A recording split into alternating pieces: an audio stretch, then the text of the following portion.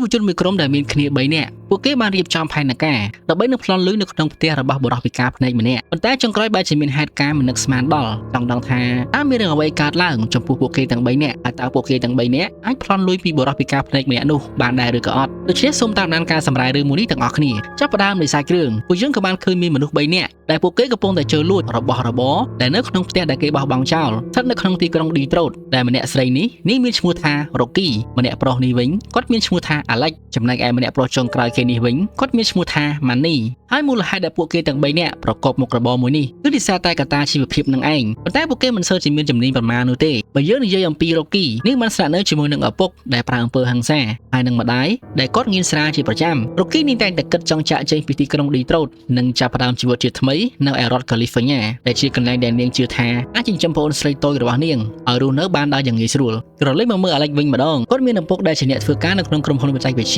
ដំឡើងនឹងជួសជុលសារអេឡិចត្រូនិកដែលប្រើសំឡេងរោនិងលេខកូដសុវត្ថិភាពដែលនៅក្នុងផ្ទះនៅថ្ងៃមួយនោះបន្ទាប់ពីពួកគេបានលួចអីវ៉ាន់របស់គេបានម៉ានីគាត់បានយករបស់ទាំងនោះទៅលក់ទៅឲ្យឈ្មួញដែលទទួលទិញអីវ៉ាន់ពីចារកម្មប៉ុន្តែអីវ៉ាន់ដែលលក់ទៅឲ្យឈ្មួញនោះគាត់ឲ្យថ្លៃតែ 40% នៃតម្លៃដែលលក់បាននៅលើទីផ្សារនោះទេនៅពេលដែលលក់បានថោកខ្លាំងពេកម៉ានីគាត់បានសួរទៅកាន់ឈ្មួញម្នាក់នោះថាហេតុអ្វីបានជារបស់មានតម្លៃទាំងអស់នេះលោកឲ្យតម្លៃទាបខ្លាំងម្ល៉េះឈ្មួញម្នាក់នោះគាត់អត់ខ្វល់អ្វីនោះទេរួចគាត់ក៏បានតបទៅវិញបើសិនជាឯងមិនសុខចិត្តនោះទេឯងចង់យកទៅលក់នៅឯកន្លែងណាក៏លក់ទៅប៉ុន្តែបើសិនជាឯងចង់បានលុយតែម្ដងខ្ញុំសូមណែនាំឯងឲ្យទៅកន្លែងមួយដែលនៅទីនោះមានបុរសម្នាក់គាត់មានលុយចំនួន$30,000ដែលលុយនោះគាត់បានមកពីអ្នកដែលបុកកូនស្រីរបស់គាត់ឲ្យស្លាប់នៅក្នុងគ្រោះថ្នាក់ចរាចរណ៍ហើយលេខផ្ទះរបស់គាត់1837ស្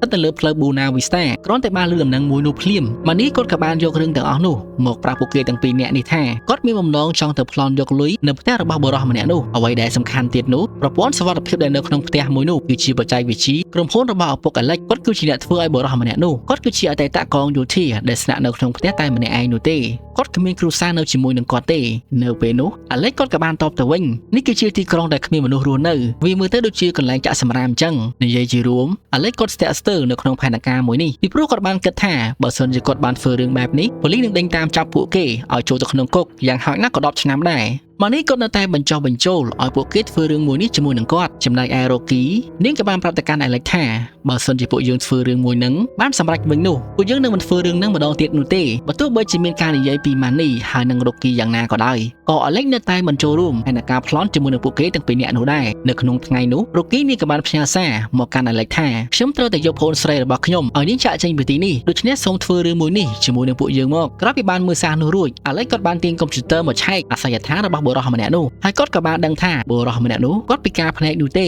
ហើយយើងហៅគាត់ថាជាបលាញមែនតែម្ដងទៅកាត់ចូលមកដល់ព្រឹកឡើងពួកគេទាំង3នាក់បាននាំគ្នាមកមើលទីតាំងដែលបលាញមែនគាត់ស្នាក់នៅក្រោយពីបានទៅស៊ើបមើលជុំវិញផ្ទះរបស់បលាញមែនរួចម៉ានីគាត់ក៏បានដឹងថាយ៉ាងហោចណាស់មានទីតាំងចំនួន4ដែលនៅជុំវិញផ្ទះនោះចំណែកឯផ្ទះវិញគ្មានមនុស្សរស់នៅនោះទេពេលនោះស្រាប់តែមានឆ្កែមួយក្បាលហក់មកព្រុសដាក់ពួកគេទាំងដែលនៅក្នុងឡានហើយឆ្កែមួយក្បាលនោះវាគឺជារបស់បលាញមែនក្រោយពីពួកគេបានស៊ើបដឹងពីព័ត៌មានមួយចំនួនអំពីបលាញមែនរួចរាល់ហើយពួកគេក៏បានធ្វើដំណើរត្រឡប់ទៅផ្ទះវិញចូលមកដល់យប់ឡើងពួកគេក៏បានមកម្ដងទៀតដែលម្ដងនេះពួកគេបានរៀបចំខ្លួនជាស្រេចសម្រាប់ការចូលទៅប្លន់លុយនៅក្នុងផ្ទះរបស់បលាញមែនប៉ុន្តែមុននឹងចូលពួកគេត្រូវតែចាត់ការសត្វឆ្កែដែលនៅយឺមុខច្រកចូលសិនដែលពួកគេបានបោះសាច់មួយដុំហើយនឹងដាក់ថ្នាំងងុយដេកនៅក្នុងសាច់មួយនោះនៅពេលដែលចូលមកដល់ខាងក្នុងរបងវាមិនងាយស្រួលដោយពួកគេគិតនោះទេពីព្រោះតែពួកគេគាត់ទ្វារដើម្បីចូលទៅខាងក្នុងមិនបាននោះទេពួកគេក៏បានព្យាយាមទៅរកទ្វារផ្សេងវិញទៀតប៉ុន្តែមិនថាទ្វារដែលនៅខាងក្រៅផ្ទះនិងទ្វារនៅបន្ទប់ក្រោមដីក៏ពួកគេគ្មានសមត្ថភាពក៏ចូលទៅក្នុងផ្ទះនោះបានដែរភ្លាមនោះ Rocky នាងក៏បានឲ្យពួកគេ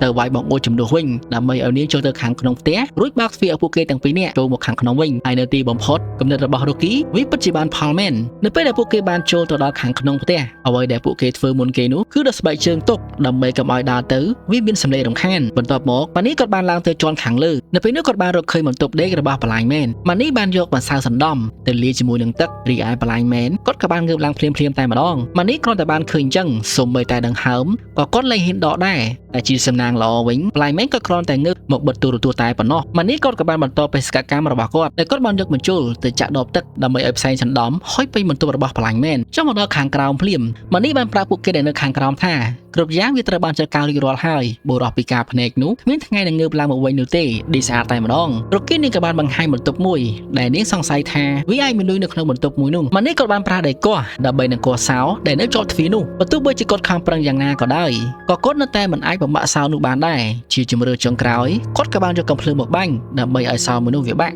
នៅពេលដែលឃើញបែបនេះអាឡិចគាត់ក៏បានសួរទៅកាន់ម៉ានីថាតើឯងមានកំណត់អីផ្សេងទៀតដែរឬក៏អត់មិនបានជាឯងយកកំភ្លើងមកតាមខ្លួនអញ្ចឹងម៉ានីគាត់ក៏បានឆ្លើយទៅវិញខ្ញុំយកកំភ្លើងតាមខ្លួនដោយសារតែវាងាយស្រួលធ្វើការងារក្រោយមកទៀតអាឡិចគាត់ក៏បានហៅរ៉ូគីឲ្យនាងត្រឡប់ទៅផ្ទះជាមួយនឹងគាត់វិញប៉ុន្តែរ៉ូគីនាងមិនព្រមទៅនោះទេពីព្រោះនាងគិតថាចូលមកដល់ខាងក្នុងនេះទៅហើយចេញទៅទាំងបែបនេះយ៉ាងម៉េចនឹងកើតម៉ានីគាត់ក៏បានធ្វើការបាញ់កំទេចសោទ្វារមួយនោះចំណែកឯអាឡិចវិញនៅពេលដែលឃើញបែបហ្នឹងគាត់ក៏បានចាក់ចេញពីផ្ទះមួយនឹងភ្លាមៗតែម្ដងមិនទាន់ទាំងបានបើកទ្វារចូលទៅខាងក្នុងផងស្រាប់តែប្លាញ់មែនគាត់ក៏បានចេញមកសួរទៀតថាតើអ្នកណាគេមករកអីទាំងយប់ហ្នឹងម៉ានីគាត់ក៏បានឆ្លើយទៅវិញខ្ញុំគ្រាន់តែដើរចូលច្រឡំផ្ទះនោះទេដូច្នេះវាគឺជាកំហុសរបស់ខ្ញុំអញ្ចឹងខ្ញុំនឹងចាក់ចេញពីផ្ទះរបស់លោកក្នុងពេលឥឡូវនេះហើយពេលនោះប្លាញ់មែនគាត់ក៏បានជន់ចំត្រចៀកទ្វារដែលជ្រុះនៅលើឥដ្ឋដល់ពេលអញ្ចឹងម៉ានីបានប្រាប់ទៅគាត់ថានៅឲ្យស្ងៀមកុំកំរាកឲ្យសោះបើមិនអញ្ចឹងទេជីវិតលោកនឹងស្មើសូន្យយើងដឹងថាឯងលាក់លុយនៅក្នុងបន្ទប់ហ្នឹងហើយយើងនឹងចាក់ចេញពីផ្ទះមួយនេះដោយយកលុយទាំងនោះទៅជាមួយនឹងយើងដែរប៉ុន្តែប្លាញ់មែនគាត់មិនបានស្រាប់អ្វីដែលម៉ានីគាត់បាននិយាយនោះទេតែគាត់បានលើកដៃមកខាងមុខបែបនេះហើយដើរសំដៅទៅរកម៉ានីនៅពេលដែលនិយាយទៅកាន់ប្លាញ់មែនហើយគាត់នៅតែដើរមកបែបនេះម៉ានីគាត់ក៏បានបាញ់មួយគ្រាប់ដើម្បីគំរាមប្លាញ់មែនស្រាប់តែពេលនោះប្លាញ់មែនគាត់ក៏បានចាក់កំភ្លើងរបស់ម៉ានីជាប់រួចដើរគាត់ចំនួន2 3ដៃប្លាញ់មែនបានទាញកំភ្លើងឲ្យព្យួរក្បាលរបស់ម៉ានីរីឯរ៉ូគីនាងកំពុងតែឈរមើលគេធ្វើបាបសង្សាររបស់ខ្លួននៅចំពោះមុខនាងនៅពេលដែលកំភ្លើងដែលនៅជិតក្បាលខ្លួនបែបនេះម៉ានីបានសុំអង្វរទៅកាន់ប្លាញ់មែនឲ្យទុកជីវិតឲ្យគាត់ផងគាត់ចង់មានជីវិតរស់នៅបន្តទៀតប្លាញ់មែនគាត់ក៏បានសួរថាតើឯងមកទីនេះមានគ្នាប៉ុន្មានអ្នកឆាប់ប្រាប់យើងភ្លាមមកម៉ានីគាត់បានមើលទៅកាន់រ៉ូគីហើយបានប្រាប់គាត់វិញថាខ្ញុំមកទីនេះតែម្នាក់ឯងនោះទេឆាប់ដោះលែងខ្ញុំភ្លាមទៅក្រោយពីបានស្ដាប់ពីអង្វររបស់ម៉ានីហើយប្លាញ់មែនគាត់បានដាក់កំភ្លើងចុះបន្តិចប៉ុន្តែមាននរណាទៅដឹងទៅថាប្លាញ់មែនគាត់បានបាញ់ទម្លុះក្បាលរបស់ម៉ានីឲ្យស្លាប់ភ្លាមតែម្ដងងាយមើលរ៉ូគីឯនេះវិញនាងបានដើរលបមកពួរនៅក្នុងទូខោអាវសូម្បីតែយំក៏នាងមិនហ៊ានបញ្ចេញសម្លេងនោះដែរចំណែកឯអាឡិចនៅពេលដែលគាត់លឺក្រកំភ្លើងអញ្ចឹងគាត់ក៏បានដើរចូលមករកពួកគេនៅឯខាងក្នុងផ្ទះវិញភ្លាមនោះស្រាប់តែប្លាញ់មែនគាត់បានដើរមកយ៉ាងលឿនពីនឹងទៅបុកជាមួយនឹងអាឡិចហើយមូលហេតុដែលគាត់ប្រញាប់បែបនេះគឺដោយសារតែគាត់ប្រញាប់ទៅចាក់សោទ្វារហើយយកក្តារទៅបិទបង្អួចដើម្បីការពារកុំឲ្យមាននរណាម្នាក់ចូលមកខាងក្នុងផ្ទះរបស់គាត់ទៀតនៅក្នុងពេលនោះរ៉ូគីនាងក៏បានផ្ញើសារមកកាន់អាឡិចដែលនាងបានប្រាប់គាត់ថាម៉ានីត្រូវបានគេបាញ់សម្លាប់ហើយអាឡិចគាត់ក៏បានផ្ញើសារសួរនាងវិញខ្ញុំនៅក្នុងផ្ទះមួយនេះហើយតើនាងលាក់ខ្លួននៅកន្លែងណារ៉ូគីនាងក៏បានតបទៅវិញថានាងលាក់ខ្លួននៅក្នុងទូដាក់ខោអាវឃើញស្ថានភាពរៀងស្ងប់ស្ងាត់បន្តិចរ៉ូគីនាងក៏បានវាចេញមកខាងក្រៅទូដាក់ខោអាវយ៉ាងយឺតស្របពេលនោះដែរប្លាញ់មែនគាត់បានដើរសម្ដៅមករកបន្ទប់ដាក់ខោអាវយ៉ាងលឿនដើម្បីនឹងបើកទូដែករបស់គាត់ចំណែកឯរ៉ូគីដែលនាងកំពុងតែពួននៅខាងក្រោយខ្នងរបស់គាត់នាងបានឃើញគាត់ចុចលេខសម្ងាត់ទូដែករបស់គាត់ទាំងអស់តាមការពិតទៅលុយដែលគាត់មានទាំងអស់គាត់បានដាក់នៅក្នុងទូដែកមួយហ្នឹងបន្ទាប់មកអាឡិចគាត់ក៏បានដើរមករករ៉ូគីឃើញនៅក្នុងទូដាក់ខោអាវអាឡិចគាត់ក៏បាននិយាយថាប្រហែលជាពួកយើងត្រូវតែហៅប៉ូលីសហើយមុនពេលដែលបរិសម្នាក់នេះសម្រាប់ពួកយើងដែរនៅពេលនេះរ៉ូគីគាត់ក៏បានប្រាប់ឲ្យអាឡិចចាំនាងបន្តិចសិននាងនឹងទៅយកលុយនៅក្នុងទូដែកមួយនោះគ្រាន់តែបានឃើញរ៉ូគីនាងប្រមូលលុយបានយ៉ាងច្រើនអាឡិចអង្គុយចំហមាត់តែម្ដងក្រោយពីបានប្រមូលលុយនៅក្នុងទូដែកនោះអស់ហើយរ៉ូគីនាងក៏បាននិយាយថាតោះយើងឆាប់ចាក់ចេញពីទីនេះភ្លាមទៅអាឡិចបានតបទៅនាងវិញវាទាំងអស់ដែលនៅក្នុងផ្ទះមួយនេះវាត្រូវបានចាក់សោពីខាងក្នុងទាំងអស់សូម្បីតែបង្អួចក៏ត្រូវបរិសម្នាក់នោះវាយក្តារបិទចិត្តដែររៀបនឹងដើរចេញពីបន្ទប់នោះហើយស្រាប់តែប្លាញ់មែនចេញមកភ្លាមតែម្ដងដោយនៅក្នុងដៃរបស់គាត់មានកាន់កំភ្លើងមួយដើមថែមទៀតពួកគេទាំងពីរនាក់ឈរនៅត្រឹងមួយកន្លែងមិនហ៊ានកម្រើកសូម្បីតែបន្តិចចំណែកឯប្លាញ់មែនគាត់បានរៀបចំសាកសពរបស់ម៉ានីដាក់ចូលទៅក្នុងថង់ដើម្បីនឹងយកទៅកប់មិនទាន់បានចេញផុតបន្ទប់ផងអាឡិចគាត់ក៏បានដើរថយក្រោយដែលធ្វើឲ្យលឺសម្រាប់ជើងរបស់គាត់ប្លាញ់មែនគាត់ក៏បានស្រាប់លឺសម្រាប់ជើងនោះដែរនៅពេលនោះគាត់ក៏បានទម្លាក់សាកសពរបស់ម៉ានីរួចលើកកំភ្លើងដើម្បីនឹងត្រៀមបាញ់ចំណែកឯពួកគេទាំងពីរនាក់នេះវិញកំពុងតែបោះស្រន់ឲ្យព្រះជួយផងពេលនោះស្រាប់តែលឺសំឡេងទូរស័ព្ទរោគាត់ក៏បានបាញ់ចំនួន2គ្រាប់តែទូរស័ព្ទដែលរោនោះវាគឺជារបស់ម៉ានីនោះទេប្លាញ់មែនគាត់បន្តអូសសាកសពបន្តទៅមុខទៀតរីឯពួកគេទាំងពីរនាក់នេះវិញពួកគេបានរត់ច្រកចេញទៅតាមបន្ទប់ក្រោមដីងាយមើលប្លាញ់មែនវិញម្ដងតែគាត់កំពុងតែរៀបចំសម្ភារៈដើម្បីនឹងកប់សាកសពរបស់ម៉ានីនៅពេលដែលគាត់បានដើរចាក់ចេញក្រៅបន្ទប់រោងជាងរបស់គាត់បានធំខ្លួនអ្វីចម្លែកនិយាយរួមទៅធ្វើត្បិតតែគាត់ពិការភ្នែកមែនប៉ុន្តែសមត្ថភាពនៃការស្ដាប់និងការហាត់ក្លិនរបស់គាត់គឺវាអស្ចារ្យមែនទែនដល់ពេលអញ្ចឹងទើបគាត់ដឹងថាម៉ានីមិនមែនចូលមកប្លន់នៅក្នុងផ្ទះរបស់គាត់តែម្នាក់ឯងនោះទេគឺមានគ្នាចំនួន3នាក់ឯណោះបូករួមជាមួយនឹងម៉ានីផងដែរដូច្នេះគាត់ក៏ប្រញាប់ទៅបើកមើលនៅក្នុងទូដែករបស់គាត់ប៉ុន្តែគ្រប់យ៉ាងវាបានយឺតពេលអស់បាត់ទៅហើយព្រោះលុយដែលនៅក្នុងទូដែកមួយនោះវាត្រូវបានរ៉ូគីនាងលុយយកអស់បាត់ទៅហើយនឹងក្រោយពីបានដឹងថាខ្លួនត្រូវបានគេលួចលុយអស់ប្លាញ់មែនគាត់ពិតជាខឹងមែនទែនមកមើលពួកគេទាំងពីរនាក់ដែលកំពុងទៅរកផ្លូវចេញនៅខាងក្រោមដីឯនេះវិញ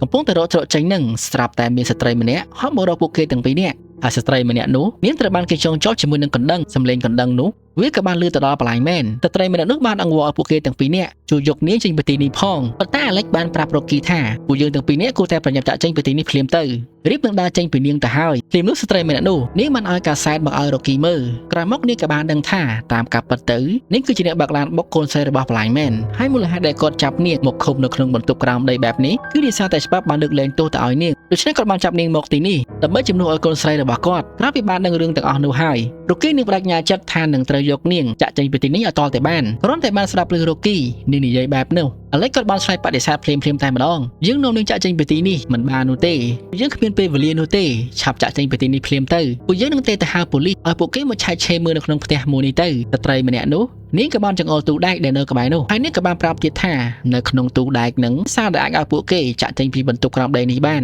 ននៅក្នុងពេលនោះដែរពួកគេបានលើសម្រាប់ជើងរបស់បលាញមែនគាត់បានដើរមករកបន្ទប់ក្រោមដីនេះដែរហើយពួកគេក៏ប្រញាប់ទៅជួយស្ត្រីម្នាក់នោះដើរមកដល់ផ្លូវដែលត្រូវចេញអាឡិចគាត់ព្យាយាមចាក់សោតតែចេញប៉ុន្តែនៅពេលដែលគាត់បើកទ្វារមកស្រាប់តែប្រទះឃើញបលាញមែនកំពុងតែឈរកាន់កាំភ្លើងបាញ់សំដៅមករកពួកគេទៅវិញគាត់បានបាញ់កាំភ្លើងចំនួន2គ្រាប់ទៅកាន់ពួកគេហើយជាសំណាងអាក្រក់ស្ត្រីម្នាក់នេះនាងបានត្រូវមួយគ្រាប់ស្លាប់ភ្លាមៗតែម្ដងនៅពេលដែលបានដឹងថាស្ត្រីម្នាក់នោះបានស្លាប់បលាញមែនគាត់បានយំយ៉ាងខ្លាំងចំណែកឯមូលហេតុដែលគាត់យំបែបនេះគឺដោយសារតែគាត់ចាប់ស្ត្រីម្នាក់នោះដើម្បីនឹងសងសឹកហើយគាត់បានធ្វើការចាប់បញ្ចូលមេជីវិតរបស់គាត់ដើម្បីឲ្យស្ត្រីម្នាក់នោះបង្កើតកូនឲ្យគាត់វិញក្រោយពីបានឆ្លងកាត់ការឈឺចាប់ជាលើកទី2គាត់ក៏បានកំទេចមេសោដើម្បីកុំឲ្យពួកគេទាំងពីរនាក់ចេញទៅតាមទ្វារមួយនេះទៀតរីឯអាឡិចគាត់ក៏បាននិយាយថាពួកយើងត្រូវតែត្រឡប់ទៅជាន់ខាងលើវិញទើបបានអញ្ចឹងសោទាំងអស់នេះប្រហែលជាមានសោមួយដែលត្រូវជាមួយនឹងទ្វារដែលនៅជាន់ខាងលើហើយដូច្នេះបើសិនជាយើងអាចរត់ទៅជាន់ខាងលើបានអញ្ចឹងយើងអាចចាក់ចេញពីផ្ទះមួយនេះបានហើយពួកគេបានសម្រុករត់ចេញទៅឯជាន់ខាងលើបលាយមែនគាត់ក៏បានបាញ់ពួកគេពីក្រោយប៉ុន្តែមិនត្រូវនោះទេពេលនោះគាត់ក៏បានទៅបិទប្រែតភ្លើងចំណែកឯពួកគេទាំងពីរនាក់នេះវិញនៅពេលដែលអត់មានពន្លឺអញ្ចឹងពួកគេមិនដឹងថាត្រូវដើរទៅផ្លូវមួយណានោះទេគ្រប់យ៉ាងប្រែជាស្ងប់ស្ងាត់រីឯរ៉ូគីនាងកំពុងតែដើរទៅរកអាឡិចពេលនោះបលាយមែនគាត់ក៏បានបាញ់កំភ្លើងមួយគ្រាប់បន្ទាប់មកទៀតគាត់ក៏ចាប់បានអាឡិចបានសុំអង្វរទៅកាន់បលាយមែនកុំឲ្យបាញ់គាត់អីពីព្រោះគាត់នៅក្មេងខ្លាំងណាស់ជាសំណាងល្អកំភ្លើងវាក៏ត្រូវបានអស់គ្រាប់ហើយវាក៏ជាឱកាសល្អសម្រាប់អាឡិចដែលអាចវាបកទៅកាន់បលាយមែនវិញបានពួកគេបាននាំគ្នាឡើងទៅជាន់ខាងលើប៉ុន្តែពួកគេនៅមានឧបសគ្គមួយទៀតដែលនៅរងចាំពួកគេនៅខាងលើនឹងស្រាប់តែម្ដងហើយវាគឺជាសត្វឆ្កែរបស់បលាយមែននឹងឯងដែលវាកំពុងតែឈរក្រហមមកកាន់អាឡិចបាននិយាយទៅកាន់ឆ្កែមួយនោះថាស្ដាប់បង្គាប់ណាអាកូនចំណែកឯរ៉ូគីនាងកំពុងតែចាក់សោដើម្បីនឹងបកទ្វារចេញទៅខាងក្រៅតែបើទោះបីជានាងខំប្រឹងចាក់យ៉ាងណាក៏ដោយក៏នៅតែចាក់មិនត្រូវនោះដែរស្របពេលនោះដែរបលាយមែនគាត់ក៏បានគោះទ្វារពេញមួយទំហឹងដែលធ្វើឲ្យសត្វឆ្កែរបស់គាត់ដេញតាមប្រមាញ់ពួកគេទាំងពីរនាក់អាឡិចបាននាំរ៉ូគីរត់ទៅជាន់ខាងលើដែលការភ័យខ្លាចខ្លាំងពេកពួកគេបាននាំគ្នាចូលទៅក្នុងបន្ទប់ដេករបស់បលាយមែននៅពេលនោះអាឡិចគាត់ក៏បានដឹងថាពួកគេគ្មានផ្លូវដែលត្រូវរត់ទៀតនោះទេដូច្នេះហើយទើបគាត់សម្រេចចិត្តប្រើប្រព័ន្ធគ្រប់គ្រងដើម្បីប្រកាសអាសន្នទៅឲ្យប៉ូលីសដឹងរ៉ូគីនេះបានបដិសេធភ្លាមៗតែម្ដងបើសិនជាធ្វើបែបនេះពួកយើងនឹងត្រូវប៉ូលីសចាប់ដាក់គុកជាមិនខានអាឡិចគាត់ក៏បានតបទៅវិញអត់ទេវាគ្មានផ្លូវនោះទេនេះគឺជាករណីប្លន់ជួបជាមួយនឹងការចាប់ចម្រិតហើយនឹងឃាតកម្មដូច្នេះនៅពេលដែលប៉ូលីសមកដល់ពួកគេនឹងគិតថាពួកយើងគឺជាជនរងគ្រោះអញ្ចឹងប៉ូលីសនឹងចាប់ខ្លួនបរិសម្នាក់នោះហើយរ៉ូគីនេះក៏បានឆ្លើយទៅវិញបើសិនជាយើងធ្វើបែបនេះអញ្ចឹងមានន័យថាស្មើនឹងពួកយើងបោះបង់លុយដែលយើងខំប្រឹងប្លន់មកចោលទាំងអស់ស្របពេលនោះបលាយមែនគាត់ក៏បានបាញ់កំភ្លើងចូលមកខាងក្នុងអាឡិចគាត់ក៏បានឲ្យរ៉ូគីនាងលូនចូលទៅតាមទ្រព្យបំពង់ទុយោខ្យល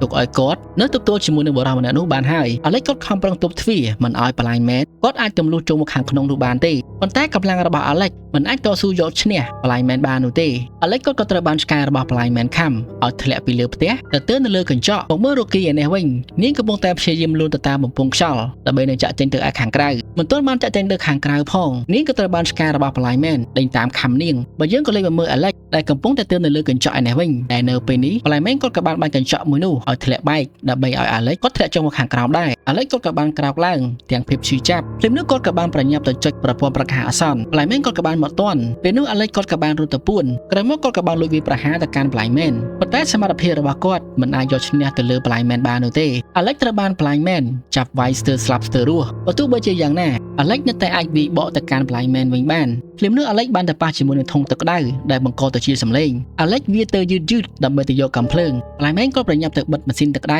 យ៉ាងលឿនក្រោយមកគាត់ក៏បានវាយទៅកាន់អាឡិចយ៉ាងដំណំថែមទាំងដាក់គាត់ 4-5 ដៃពីលើថែមទៀតជាចុងក្រោយបលាយមែនគាត់ក៏បានយកកន្ត្រៃកាត់ស្មៅទៅចាក់សម្លាប់អាឡិចប៉ុន្តែរឿងគឺអាចបានឲ្យយើងឃើញថាអាឡិចគាត់ត្រូវបានស្លាប់ឬមួយក៏រស់នោះទេងាកមកមើលរ៉ូគីវិញម្ដងដែលនៅពេលនេះ នាងបានភ្ញាក់ពីសន្លប់ដោយការឈឺចាប់បំផុតនាងបានជំនះរកការឈឺចាប់ទាំងនោះតែបានវាមករកច្រកចេញដែលនៅខាងមុខនាងរគីនាងបានធាក់រនាងដែកដើម្បីអាចចាក់ចេញទៅខាងក្រៅបានកំពុងតែធាក់នឹងស្រាប់តែមានដៃមួយចាប់ទីនាងចុះមកខាងក្រោមវិញហើយគ្មាននរណាទៀតនោះទេវាគឺជាបលាញ់មែននឹងឯងគាត់បានវានាងឲ្យសន្លប់រួចគាត់ក៏បានយកនាងមកដាក់នៅក្នុងបន្ទប់ក្រោមដីនេះដែរក្រោយពីបានភ្ញាក់ដឹងខ្លួនឡើងវិញរគីនាងក៏បានសុំអង្វរឲ្យបលាញ់មែនដោះលែងនាងទៅបន្ទាប់មកនាងក៏បានប្រាប់គាត់ទៀតថានៅពេលនេះខ្ញុំយល់អារម្មណ៍របស់លោកហើយដោយសារតែស្ត្រីម្នាក់នោះបានសម្លាប់កូនស្រីរបស់លោកអញ្ចឹងហើយបានជាលោកចង់ឲ្យនាងសងរកការឈឺចាប់របស់លោកទាំងអស់មកវិញតែបើសិនជាលោកឲ្យខ្ញុំចាក់ចេញពីទីនេះខ្ញុំសូមសន្យាថាមិនប្រាប់អ្នកណាអំពីរឿងមួយនេះទេគ្រាន់តែបានឮអញ្ចឹងបលាញ់មែនគាត់ក៏បានតបទៅវិញនាងមិនយល់ពីអ្វីទាំងអស់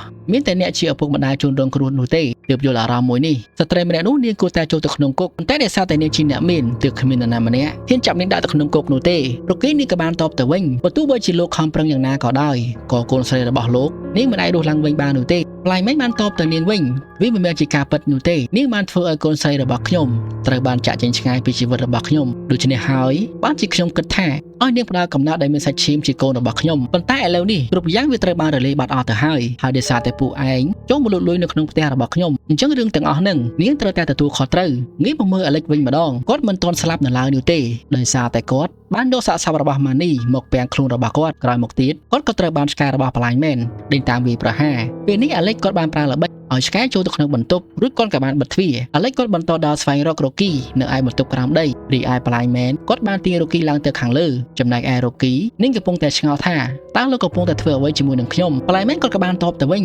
កុំភ័យអីខ្ញុំមិនចាប់រំលោភនាងនោះទេខ្ញុំសូមសន្យាថាខ្ញុំនឹងដោះលែងនាងឲ្យនាងមានសេរីភាពបើសិនជានាងបង្កើតកូនឲ្យខ្ញុំរួចរាល់ហើយបលាញ់មែនគាត់បានទៅបូមមានជីវិតរបស់គាត់ដើម្បីនឹងចាក់បញ្ចូលទៅក្នុងខ្លួនរបស់រ៉ូគីរីឯរ៉ូគីនាងខំប្រឹងរើបំរាស់យ៉ាងខ្លាំងពីព្រោះនាងមិនចង់ធ្វើរឿងអីឈុតឆ្កួតអញ្ចឹងទេរៀបនឹងចាក់មេជីវិតចូលទៅខាងក្នុងហើយស្រាប់តែនៅពេលនោះអាលិចគាត់ក៏បានវាយបលាញ់មែនជាច្រើនយ៉ាងយូរដែលធ្វើឲ្យគាត់រងរបួសជាដំណំក្រោយពីបានអាលិចជួយសង្គ្រោះនាងរ៉ូគីនាងបានទៅទាត់បលាញ់មែនចំនួនប្រមាណជើងទុកជាការសងសឹកបន្ទាប់មកនាងក៏បាននិយាយថាលោកឯងនឹងត្រូវប៉ូលីសចាប់ខ្លួននៅអ្វីដែលលោកឯងបានធ្វើភ្លាមនោះអាលិចក៏បានប្រាប់ទៅនាងវិញពួកយើងមិនអាចប្តឹងប៉ូលីសបាននោះទេពីព្រោះតែពួកយើងបានដូចលុយរបស់គាត់ដូច្នេះហើយបើសិនជាប៉ូលីសមកគាត់នឹងប្រាប់ទៅកាន់ប៉ូលីសនោះថាពួកយើងបានដូចលុយរបស់គាត់ហើយនៅទីនេះពោពេញទៅដោយឈាមរបស់យើងអញ្ចឹងប៉ូលីសនឹងដេញតាមចាប់ពួកយើងមិនខានពួកគេទាំងពីរនាក់បាននាំគ្នាមកជន់ខាងលើដើម្បីនឹងចាក់សោចេញទៅឯខាងក្រៅគ្រាន់តែបើកទ្វារបានបន្តិចសម្លេងកំភ្លើងលន់សើតែផាំងអាលិចគាត់បានដួលទៅលើដីស្លាប់ភ្លាមនៅក្នុងស្រុកឈាមហើយអ្នកដែលប្រមាញ់អាលិចនោះ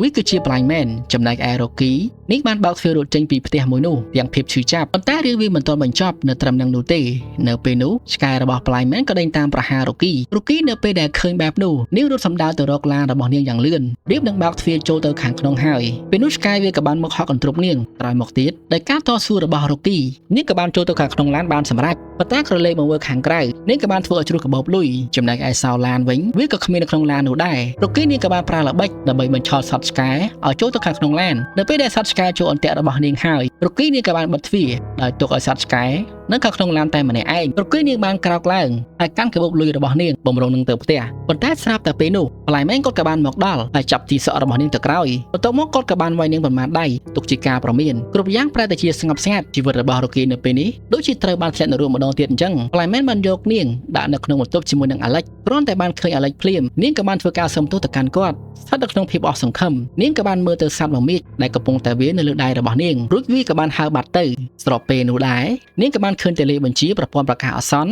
នៅជិតអាលិចរ៉ូគីនាងក៏បានយកវាមកចុចដើម្បីឲ្យសំឡេងវាចាប់ផ្ដើមរោនៅពេលដែលប្រព័ន្ធប្រកាសអាសន្នចាប់ផ្ដើមរោវាបានធ្វើឲ្យបលាញ់មែនចាប់ផ្ដើមមកវិញស្មារតីហើយគាត់បានបាញ់កំភ្លើងពេះពេញបន្ទប់ហើយនោះវាគឺជាឱកាសល្អសម្រាប់រ៉ូគីដែលអាចធ្វើឲ្យនាងលួចវាប្រហារបលាញ់មែនបានតាមចិត្តពីចុងក្រោយរ៉ូគីនាងក៏បានដាក់បលាញ់មែនប៉ុន្មានដៃកោះឲ្យគាត់ដេកស្អាតនៅក្នុងបន្ទប់ក្រោមដីនឹងតែម្ដងនៅពេលដែលបានចាត់ការរឿងនោះរួចរាល់ប៉ូលីសក៏បានមកដល់ល្មមរ៉ូគីនាងក៏ប្រញាប់រត់ចេញពីផ្ទះមនុស្សយ៉ាងលឿនរឿងក៏បានកាត់ចូលមកដល់ពលានយន្តហោះវិញម្ដងដែលនៅពេលនេះរ៉ូគីនាងក៏បាននាំប្អូនស្រីរបស់នាងដាក់ចេញពីទីក្រុងឌីត្រូតឆ្ពោះទៅកាន់រដ្ឋកាលីហ្វ័រញ៉ាក្រោយមកនាងក៏បានឃើញសារព័ត៌មានចុះផ្សាយអំពីចោរចូលលួចទ្រព្យសម្បត្តិនៅក្នុងផ្ទះរបស់បលាញ់មែនដែលមានចោរចំនួន2នាក់បានចូលទៅប្លន់ហើយធ្វើការវាយប្រហារទៅលើគាត់យ៉ាងឃោរឃៅបើទោះបីជាយ៉ាងនេះក្តីគាត់បានតស៊ូដោយការបែកបកទៅលើចោរ2នាក់នោះវិញឲ្យគេស្លាប់នៅក្នុងផ្ទះរបស់គាត់ឥឡូវនេះគាត់បានរងរបួសជាទម្ងន់ប៉ុន្តែគ្រូពេទ្យបានបញ្ជាក់ថាគាត់នៅមានជីវិតរស់នោះទេគាត់នឹងចាក់ចេញពីមន្ទីរពេទ្យក្នុងពេលឆាប់ៗនេះគ្រាន់តែបានដឹងព័ត៌មាននឹងភ្លាមរ៉ូគីនេះមានអារម្មណ៍ថាភ័យជាខ្លាំងព្រោះតែនាងខ្លាចបលាញ់មែនគាត់វិលត្រឡប់មកសងសឹកនាងម្ដងទៀត